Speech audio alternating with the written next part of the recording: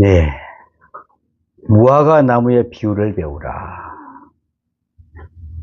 무화과 나무 잎이 무성할 때, 그때는 우리가 여름이 온 줄 알고 때가 된 줄 알아야 되는데, 오늘 본문 역시 앞장에 이어 제자들과 함께 감람산에 오르신 예수님께서 산 아래의 예루살렘 도성을 내려다보시면서 하신 말씀입니다. 제자들이 대부분 시골 바닷가 갈릴리를 고향으로 한 촌사람들이니라 1년에 한 번씩 한 차례 육지로 걸어서 예루살렘에 올라와 보면은 그저 놀랍고 감격스럽고 또한 부럽기도 하고 그런 것이었습니다. 더욱이 지금처럼 이렇게 높은 곳에서 내려다 보노라면은 예루살렘 성이 한눈에 들어오는 것을 저들이 가슴을 부풀게 하는 그런 것이었습니다. 그래서 어쩌면은 예수님께서 저 예루살렘 성을 왕도로 하여 예수님이 다스리는 나라를 일으키실 때에 우리도 예수님과 더불어 이 나라를 다스리게 될 것이라는 요양과 청운의 꿈을 꾸고 있는 시간이기도 합니다. 그러나 예수님께서는 그와 정반대의 생각을 하고 계십니다. 회개하지 않는 예루살렘아, 암탉이 그 새끼를 날개 아래 모음같이 여러 번 회개의 기회를 주었건만은 계속 회개하지 않는 이 도성은 망하리라 그랬습니다. 예수님께서는 40년 후이면 이 예루살렘이 깨끗이 망해질 것이라 알고 계셨습니다. 예수님께서 말씀하신 대로 40년 후에 망한 이 예루살렘은 얼마나 철저하게 잔멸되었든지 멸망한 지 100년 후에 예루살렘을 방문한 사람의 기록에 의하면은 거기에 사람 100명을 만나지를 못했다고 하는 그런 것이었습니다. 참 기가 찬 일이죠. 원자 폭탄이 떨어진 것도 아니요, 그 재가 남아있으므로 위험해서 못 들은 것도 아닙니다.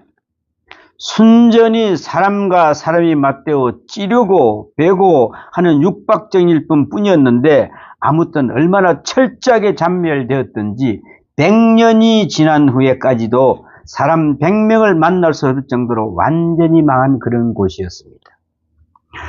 그 직접적인 이유는 로마 사람들이 중동을 다스리려 할 때에 이스라엘을 나라를 두고 할 수가 없었고, 또한 이스라엘 나라를 지배하려면 예루살렘 성전을 두고는 불가능한 것이었습니다. 왜냐하면 이것이 정신적인 지주가 되어서 예루살렘의 거룩한 도성이요 하나님의 도성이요 하면서 흠모를 하고 순례를 하기 때문에 이 성을 그대로 두어서는 안 되겠다는 생각을 하게 된 것입니다. 그 결과 예루살렘 성을 완전히 없애버리고 예루살렘 성은 말씀 그대로 깨끗하게 돌 하나도 돌리에 남지 않게 다 쓸어버리게 됐던 것입니다. 지금 예수님께서는 바로 이와 같은 철저한 멸망의 그날을 내보면서 슬픈 마음을 가지신 채 역사의 곧 주의 날에 나타날 사건들을 예언하고 계시는 것을 알 수가 있습니다. 이미 앞장에 말씀드린 바와 같이 제자들은 예수님을 향하여 역사의 끝인 그때와 그때가 가까웠음을 알리는 징조와 그리고 세상의 끝과 주님의 재림과는 어떠한 관계가 있는가 하는 세 가지의 궁금한 점을 물어보았습니다. 그런데 이에 대한 예수님의 대답은 어떤 것은 직선적으로 또 어떤 것은 암시적으로 말씀을 하고 계십니다. 이제 예수님께서는 큰 환난, 특별히 전쟁이 있을 것을 예고하시면서 민족이 민족을, 나라가 나라를 대적할 것을 말씀하십니다. 오늘날 대부분의 역사가들이 추측한 바에 의하면 현재에 일어나고 있는 나라와 나라 사이의 전쟁의 동서의 관계가 아니면 자유진영과 공산진영과의 이데올로기 싸움이라면 이 다음에 일어날 전쟁은 민족 간의 싸움이 되리라는 것입니다. 그러니까 이후의 전쟁은 국경이 문제시되는 싸움이 아니라 이 민족과 저 민족이 싸움이 되리라는 것이 역사가들이 보는 기내요 전망이라는 말입니다. 그런데 예수님께서는 전쟁을 설명하면서 두 가지의 양상을 나누어 말씀하시고 계십니다. 그 하나가 민족이 민족을 대항하여 싸우는 것이며 다른 하나는 나라가 나라를 대항하여 싸우리라는 말씀입니다.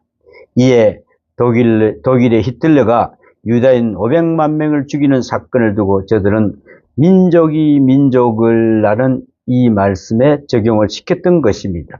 분명 나라도 없이 다니는 백성들인지라 이는 나라와 나라의 관계가 아닙니다. 한마디로 말하면 독일 게르만 민족이 이스라엘 민족을 진멸하려는 그러한 싸움이었던 것입니다. 이는 그야말로 민족이 민족을 대항하는 싸움이어서 이러한 일들이 전개되는 것을 보고 당시에 어떤 이들은 이렇게 말씀이 응하는 것을 보니 지금이 세상이 끝인가 보다 하는 생각을 했었다고도 합니다. 당시의 사태로 보아 그렇게 생각할 수 있는 이야기인 건 것입니다. 민족이 민족을, 아무튼 앞으로 있을 전쟁은 국경에서의 싸움이 아니라 어느 국가, 어느 사회가 있든지 간에 민족과 민족 간의 싸움이 있을 것이라는 이야기입니다. 그리고 또한 기근과 지진이 있을 것이며 환난과 배교가 있으며 도덕적인 타락과 사랑이 식어가는 비인간화 행상이 나타날 것이며 게다가 종교적으로는 내가 그리스도다라고 하는 거짓 그리스도와 거짓 선지자들이 곳곳에서 일어나 사람들을 미혹하게 될 것이라는 말씀입니다. 그런데 한 가지 분명하게 알아야 될 것은 예수님께서는 이와 같은 말씀을 하시면서 이 모든 것이 재난의 시작이니라 하고 말씀하시는 사실입니다. 우리의 생각에는 이만하면 끝이 된 것 같이 보이는데 그것이 아니라는 것입니다. 재난의 시작이라 오히려 이러한 것들을 보편적인 사건이더라 이 말입니다. 엄격히 따져 말하면 역사적으로 보아 이러할 때가 없었던 적이 없습니다. 어느 한 시기인들 전쟁이 없었습니까? 또한 기근이 없었습니까? 재난이 없었습니까? 그리고 사랑이 식어지는 일이 어찌 오늘에만 나타나는 일이겠으며 거짓 그리스도가 거짓 선지자가 역시 그러합니다. 그러므로 예수님께서는 지금 이러한 사건들을 말씀하시고 계시기는 하지만 이것들을 반복되는 사건이라는 말씀입니다. 따라서 있었던 일이 다시 있겠고 지난 사건들이 또다시 일어나게 될 것이라는 이야기입니다. 여기서 우리가 이단들의 특징을 두고 생각해 보면은 대개 세 가지의 특징을 발견할 수가 있는데 그 하나는 긴박한 위기설입니다. 그래야 어떤 재난이 있게 되든가 도덕적으로 타락한 양상을 볼 때면은 도대체 이런 일이 어떻게 있을 수 있는가 하면서 이런 일들이 있는 것을 보니 말세가 분명하며 따라서 이제 주님이 곧 재림하실 것이라고 하는 임박한 종말을 구하고 있는 사람들을 볼 수가 있습니다. 그런가 하면은 어떤 때는 시한부 종말론을 말하는 사람들이 있습니다. 예수님께서는 분명히 그날과 그 시는 뭐라고요? 아무도 모른다고 말씀을 분명히 했습니다. 이단들은 대체적으로 몇 년, 몇 시 하는 식의 이야기를 잘하는 것을 봅니다. 그렇죠.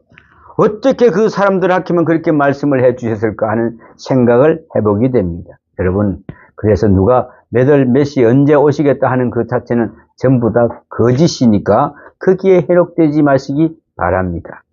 그리고 또 한 가지는 자기를 메시아 곧 재림주로 이야기하는 것입니다. 내가 재림주다.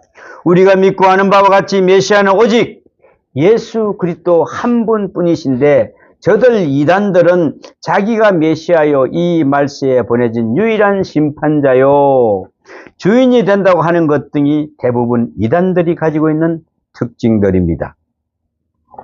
그러나 우리가 한 가지 분명히 알아야 할 것은 어려운 일을 당할 때마다 지금 이 말세인가 보다 하는 극단적인 시한부 종말론을 잘못된 것이라고 하는 점입니다. 그 때문에 지난날 1차 대전이 일어나자 이제는 주님이 오시리라 보다고 세상 끝이라고 하던 것이 다시 2차 대전이 일어나자 발발하게 보게 되자 또다시 이제는 끝이다, 원자 폭탄이 터지니 이제는 정말 끝이다, 사방에서 전쟁이 일어나고 특별히 이스라엘 나라가 독립을 하게 되었을 때는 이렇게 많은 유머가 있었습니다. 그리하여 예수님께서 무화과의 나무에 잎이 푸르르면 재림하시려 하시는데 어떻게 이스라엘 나라가 독립하는 것을 보니 이제는 끝이다 라고 하는 한동안에 가는 이야기가 있었던 것이 해왔던 것입니다. 이와 같이 아무튼 전쟁이나 재난, 한난 등을 들추어 계속 위기를 고조시키면서 지금의 처지가 마지막인 것처럼 극단적인 시한부 종말론을 주장하는 것은 크게 잘못된 종말론인 것을 우리는 잊지 말아야 됩니다. 그리고 이제 우리는 예수님께서 하시는 오늘 말씀이 귀를 기울여야 합니다. 본문 29절에 보면은 이 날 한란 후에라는 말이 있습니다. 이는 한란의 제1막이 지나갔음을 의미하는 말씀입니다. 그러니까 한란의 사건들이 반복되면서 말세가 된 것만 같지만은 말세가 아니요, 끝에 있는 것 같으나 아직도 끝은 아니라는 그런 말입니다. 전쟁과 기근, 지진, 환난이나 배교, 그리고 사랑이 식어짐과 부도덕한 일들, 이 모든 것들을 이미 계속 있어왔던 일들로서 이 정도의 반복되는 사건 가지고는 마지막은 아니라는 이야기입니다. 이번에도 미얀마가 엄청난 재난을 당했습니다. 죽은 사람이 지금 보니까 8만 명이나 된다고 그러는데 아직도 찾지를 못했답니다. 문제는 예수님께서 말씀하신 그날 환난 이후라는 여기에 있습니다. 그러면 그날 환난 이후에 무엇이 어떻게 될 것인가 할 때에 즉시 뭐라고요? 환난이 어떻게 된다 그랬을까요? 즉시 해가 어두워지며 달이 빛을 내지 아니하며 별들이 하늘에서 떨어지며 하늘의 권능들이 흔들리리로다고 하는 것입니다. 여러분, 이 모든 환난 후에 여기서는 어떤 상태가 해가 어두워진다고 그랬습니다. 여러분, 달이 빛을 내지 아니하고 별들이 하늘에 떨어진다고 했습니다. 이럴 때에 하늘의 권능이 흔들리리라고 하는 것입니다. 이는 실로 결정적인 말씀으로 바꾸어 말하면 천지개벽이 있겠다는 하는 것입니다. 하늘의 질서가 무너지겠다는 것입니다. 해라고 하면은 적어도 우리 인간들이 살고 있는 태양계에 있어서 중심이 되고 기본이 되는 것입니다. 물론 생명이 그러하듯이 우리 인간은 해가 있음으로 살아갑니다. 이 해가 중심으로 춥고 덥고 하는 기온의 조화가 여름과 겨울이라는 각각 다른 계절의 감각을 가지게 되는 것입니다. 저는 여름과 겨울이 갖는 태양과의 관계를 두고 참으로 오묘하다는 생각을 해봅니다. 왜냐하면 여름이란 기나긴, 간단히 말해서 해가 바로 위에서 비치는 것입니다. 우리 위에서. 이렇게 바로 위에서 비치던 해가 비스듬히 옆으로만 기울게 되면은 겨울이 되는 것입니다. 그러니까 똑바로 비쳤던 것이 조금만 그 각도가 기울어져도 추워서 죽겠다는 것인데 거기에서 좀 더 기울어지게 되면은 아주 얼어 죽고 마는 것입니다. 이와 같이 해를 중심으로 각도만 조금만 틀려도 죽느니 사느냐 하는 처지에 있고 보면은 우리의 생명이 얼마나 아슬아슬하게 사는 것이냐 하는 말입니다. 우리는 사계절이 분명한 기후에서 살아가고 있습니다. 어쩌다가도 적도 가까이 있는 나라를 여행할 때면은 이렇게 더워서 어떻게 사는가 할 정도로 열기가 대단합니다. 그 기후에 익숙지 못한 사람들은 도저히 살 수가 없음을 같은 그런 기후요 온도인 것입니다. 엊그저께 라오스에서 선교사님이 카톡이 왔는데 지금 온도가 45도입니다 라고 이야기를 합니다. 45도에 거기 한번 나가보면 어떻게 될 것 같아요? 기분이? 에어컨은 24시간 켜야 됩니다. 거기에 문을 열고 딱 들어가면 한증막 들어갔던 기분이 딱 듭니다. 아주 확 하고 그냥 열기가 들어옵니다. 야, 이게 진짜 한증막이구나 할 정도입니다. 그런데 이와 같은 행상 모두는 태양의 관계에서 비롯된 것이다.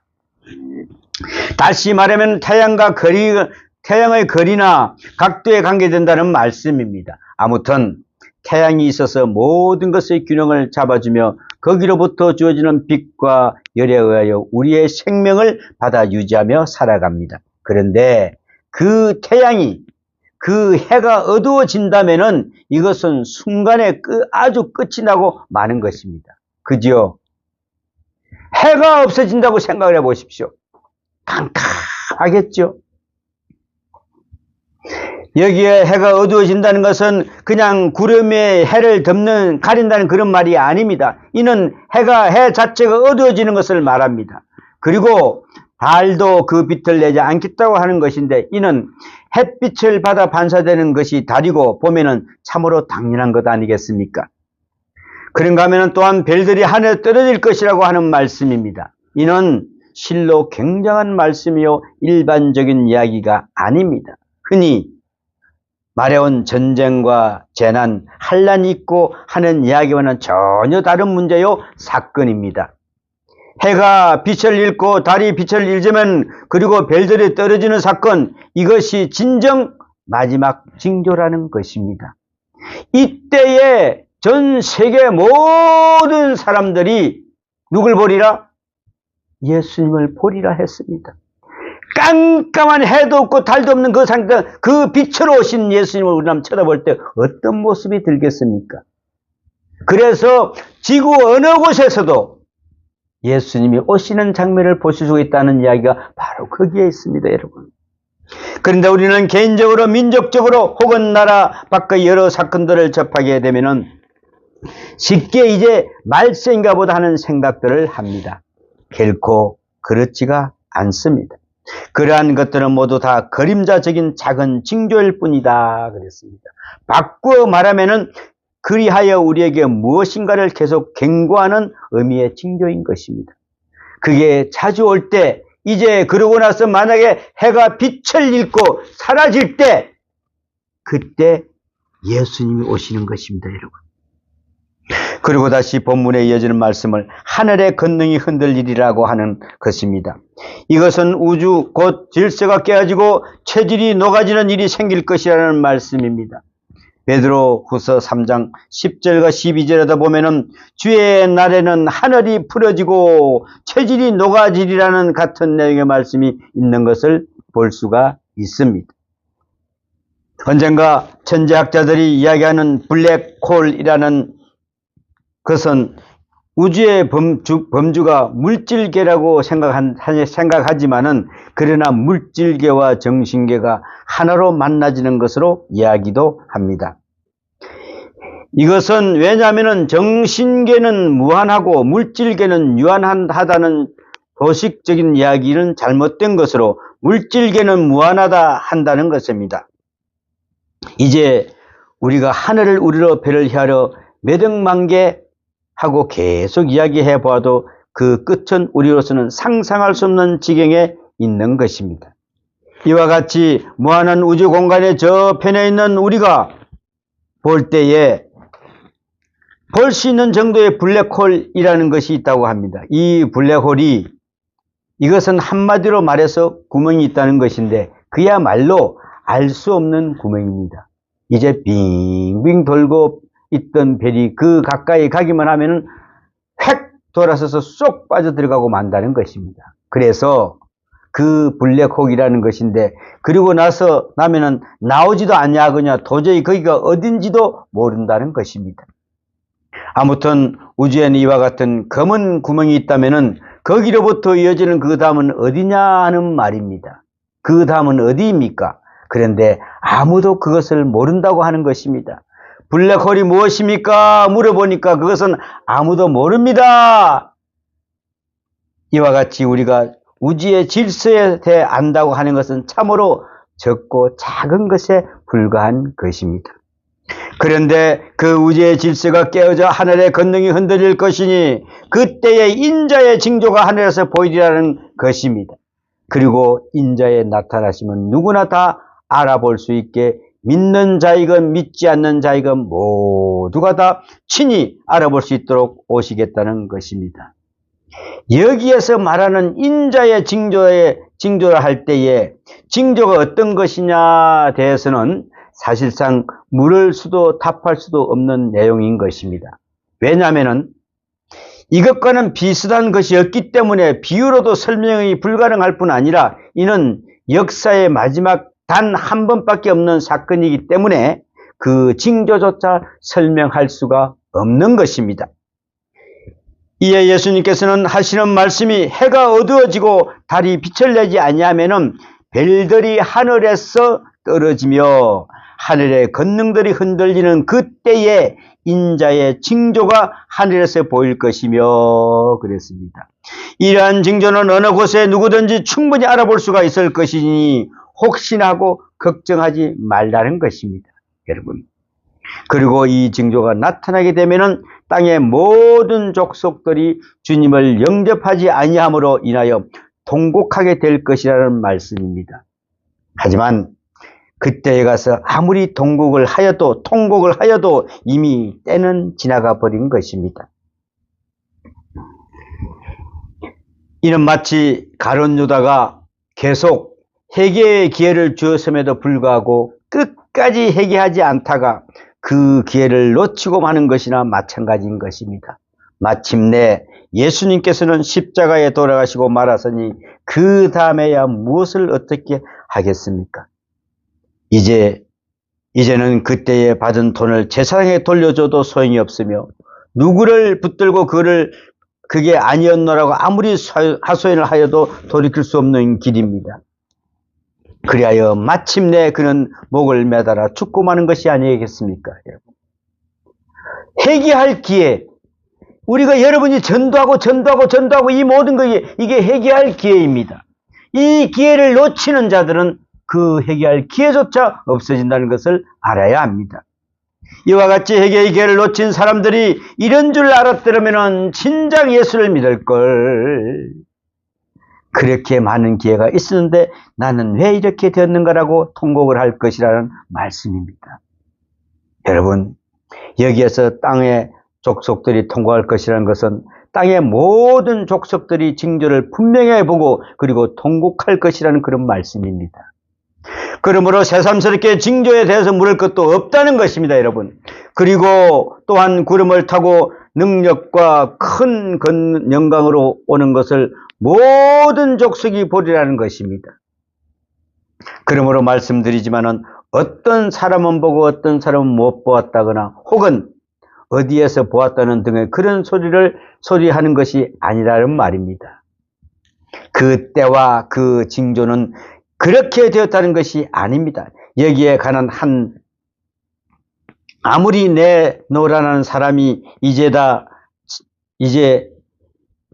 저거다 하면서 무슨 말을 하여도 믿을 것이 없습니다. 오직 이제 오시는 재림의 주님을 아기 예수로 베들레헴에 오신 것처럼 그렇게 오시는 것이 아닙니다. 예수님께서는 분명히 말씀을 하시기를 온 인류가 동시에 밝혀볼 수 있도록 구름을 타고 능력 있게 큰 영광으로 오리라는 것입니다. 그런데 이단들은 물론 어떤 이든 이것조차도 비유로 생각하는 사람들이 있습니다. 이제 구름을 타고 오신다는 이 말까지도 상징이고 비유라고 말한다면 실로 비유란 어디까지가 되는 것이겠습니까? 그렇다면 해가 어두워진다는 것이나 별이 떨어진다는 것 그리고 나팔 소리나 천사까지도 비유라는 말입니다. 이를 두고 어떤 이들은 생각하기를 그거야 죽을 지경이 되면은 해가 안 보이니까 없는 것 같지 뭐 그렇게 이야기할 수도 있다는 것이죠. 그리고 전쟁이 일어났으니 하늘을 재단을 보기나 하겠어? 그게 노랗게 보이지 하면서 이 말에 대해서 풀이를 정말 그렇게 하고 있는 것을 본다는 것입니다. 하지만 이는 다 헛된 소리며 성경을 그렇게 보는 것이 아닙니다. 그 때문에 예수님께서는 그 전을 강제적으로 이렇게 말씀하시고 계시는 것을 볼 수가 있습니다. 전쟁이 있을 것이다. 재난이 있을 것이다. 지진이 있을 것이다. 그러나 이것은 재난의 시작이다 그랬습니다. 그리고는 진짜 해가 어두워지며 달이 빛을 내지 아니하며 별들이 하늘에서 떨어지며 하늘의 권능들이 흔들릴 것이라는 말입니다. 우리는 예수님께서 이와 같이 단계적으로 말씀하시는 의도가 여기에 있음을 우리는 알아야 합니다. 그런데 이 단계적인 말씀을 결정적으로 결론짓는 말씀이 오늘 본문에 나타난 무화과 나무의 비유라는 말씀입니다, 여러분.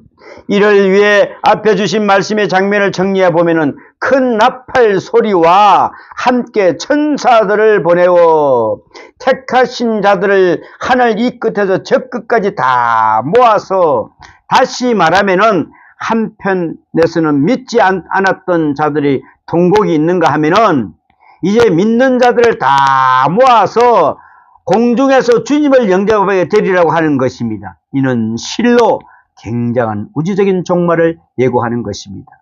우리 믿는 자들은 공중에 모여져서 주님을 영접하게 된다 그랬습니다. 이 얼마나 아름다운 은혜입니까? 이 말씀에 이어 예수님께서는 무화과 나무의 비유를 말씀하고 계십니다. 이것은 곧 마지막 심판을 말씀하십니다. 최후의 심판. 그렇기 때문에 여기에 어떤 이들이 말하는 역사는 돌고 도는 것이라고 하는 윤회 같은 것은 인정되지가 않습니다. 기독교의 역사관은 어디까지나 직선적입니다, 여러분. 성서는 창조가 있고 끝이 있는 직선적 역사관을 가지고 말씀하고 있습니다. 더욱이 오늘 이 끝에서 대해서는 달리 설명할 수 없는 비유도 없습니다. 그것은 왜냐하면 이 끝은 단 한 번뿐인 사건으로 끝나기 때문에 그렇습니다. 이에 예수님께서는 무화과 나무의 비유를 배우라고 하시는 것입니다. 그리고 또한 이 사건의 연정 말씀이 성취되는 순간입니다. 구약 성서 이사야 13장 9절과 13절, 34장의 8절과 10절, 예식을 32장 7절과 8절, 시편 18편 7절과 15절 등 이 외에도 주의 날에 있을 무서운 심판에 대한 이야기가 얼마든지 예고되어 있는 것을 볼 수가 있습니다. 그런데 바로 그 예언된 말씀이 그대로 여기에서 성취될 것이라는 말씀입니다. 그러니까 이것은 예언의 성취로서의 종말이 되는 것입니다. 다음 또 한 가지는 예수 그리스도가 그 중심이 된다는 사실입니다. 마침내 주님께서 나타나시어 심판을 하시고 또 한편으로는 당신을 믿는 택한 백성을 구원하시는 시간입니다. 그리하여 우주의 통치자로 재림하신다는 것입니다. 이제 그리하면 무화과 나무의 비유를 배우라고 하시는 말씀의 뜻이 무엇인가 할 때에 우리는 이어지는 말씀인 그 가지가 연하여지고 잎사귀를 내며 여름이 가까운 줄을 아니니 안하니 그랬습니다. 이 말씀의 뜻을 생각해 보아야 합니다. 여러분, 이제 무화과 나무의 가지가 연하여지고 조그마한 푸른 잎이 돋기 시작하면 무엇을 생각해야 하는 것이겠습니까? 나타난 행상이 그렇다면 모름지기 잎이 커지면서 열매를 맺을 그때까지를 생각해야 하는 것입니다. 이는 잎이 나오기 시작하면서 자랄 것이요 또 자랐으면 나무에는 열매가 달리게 될 것입니다. 그러므로 무화과 나무에서 파릇 잎을 내기 시작하면 벌써 여름이 가까이 왔음을 알아야 하는 것이란 말입니다. 최후의 사건, 그 징조를 아는 길은 그것뿐입니다. 다시 말하면 작은 사건들이 계속 나타날 때에 그것을 징조로 볼 줄 알아야 한다는 것입니다. 지금 이 세상 전 세계적으로 지진, 공포 모든 것이 오고 있습니다. 이것이 이제 예수님께서 곧 오시겠구나. 만약에 이제 마지막 때에 해가 어두워지고 달이 빛을 잃고 모든 별들이 떨어지고 할 때, 그때는 예수님이 곧 오신다는 것을 여러분들은 느끼시라는 그런 말씀입니다. 여러분 혹시 중병에 걸려보신 적이 있습니까? 가만히 보면은요, 어떤 이들은 이 세상에서 영원히 살 것처럼 자기 마음대로 방탕하기도 하고 거짓되기도 하다가 어쩌다가 한번 어려운 병에 걸리게 되면은 거기로부터 아주 다른 사람이 되는 것을 볼 수가 있습니다. 그것은 왜냐하면 병 중에서 스스로 어쩔 수 없는 자기 자신과의 의식이 오락가락 하는 것을 맛보는 순간 바로 그 앞에 있는 죽음을 알게 되기 때문에 그렇답니다. 질병은 다름 아닌 죽음에 대한 연습이요, 그 징조입니다. 병은 계속 걸리는 것입니다. 그래서 감기도 앓고 머리도 아픕니다. 그저 조금만 심하게 앓거나 가볍게 앓는 차일 뿐 누구나 알아 누울 때마다 이러한 사건은 반복된다는 것을 우리는 알아야 됩니다. 그러나 사람들이 앓다가 낫고 하다 보니까 또 낫겠지 하는 안일한 마음을 갖습니다. 그래서 낫는 것은 아니기에 언젠가는 그 길로 아주 가고 마는 것이란 말입니다. 우리는 이러한 사실을 잊지 말아야 합니다. 이제 무화과나무 잎이 조그만하게 돋아났으면 그 잎이 크게 자랄 것은 물론 새로운 가지들이 생기기도 하고 그리고 열매가 맺히는 것입니다. 마찬가지로 내 앞에 작은 사건들이 계속 반복되고 있을 때에 이 사건을 통하여 저 앞에 있는 궁극적인 사건을 볼 줄 알아야 한다는 그런 말씀입니다. 전쟁은 자주 일어나고 곳곳에 계속되고 있습니다. 그러나 마지막 심판이 있는 전쟁은 그러한 것이 아닙니다. 참으로 저 맨 끝엔 종국에 있다는 것입니다. 우리는 때때로 참혹한 기근과 지진의 소식을 듣습니다. 그럴 때면은 기근이 혹은 지진이 또 일어났나 보다 하면서 몇 사람이 아니면은 몇천 명, 몇만 명이 죽게 말겠지 하는 생각하는 것에 그치고 맙니다. 하지만 이것이 바로 무화과 잎과도 같은 것이다 하는 것을 우리는 알아야 됩니다. 저게 왜 계속적으로 그렇게 되고 있는가를 알아야 한다는 것입니다. 이는 언젠가는 그날에는 세상에 끝나는 그러한 지진이 있을 것이라는 것을 우리는 알아야 한다는 것입니다.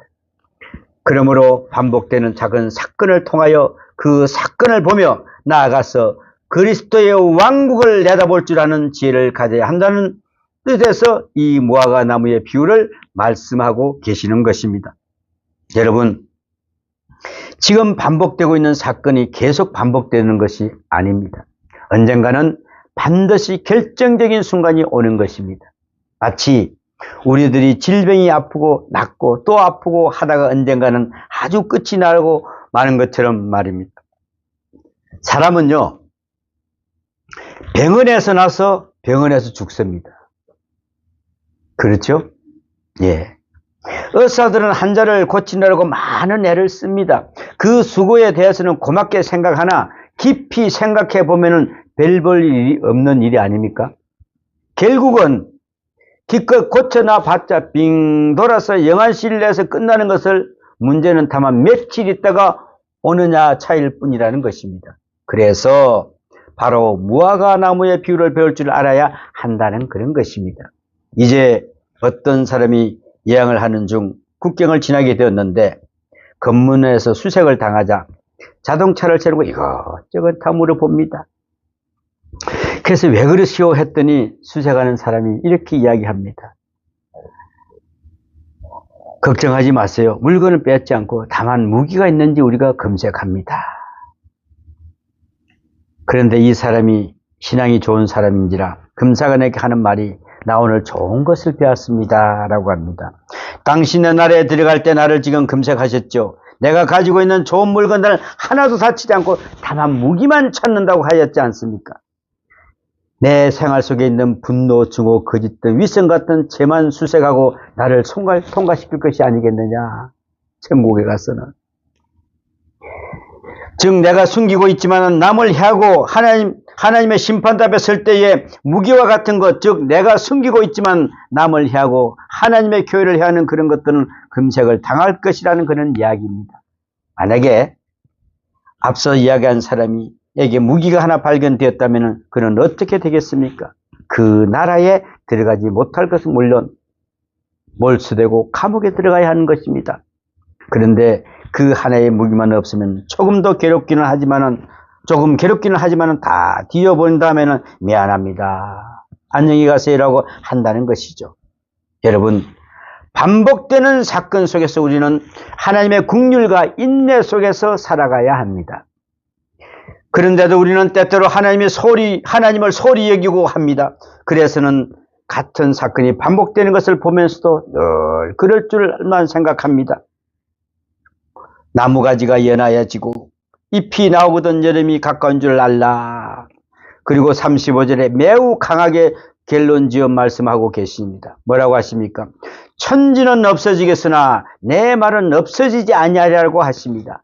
이는 천지는 없어지겠으나 내 말은 반드시 이루어질 것이라고, 그리고 인자의 올 날이 꼭 있을 것이라는 그런 말을 힘주어 말씀하고 있습니다.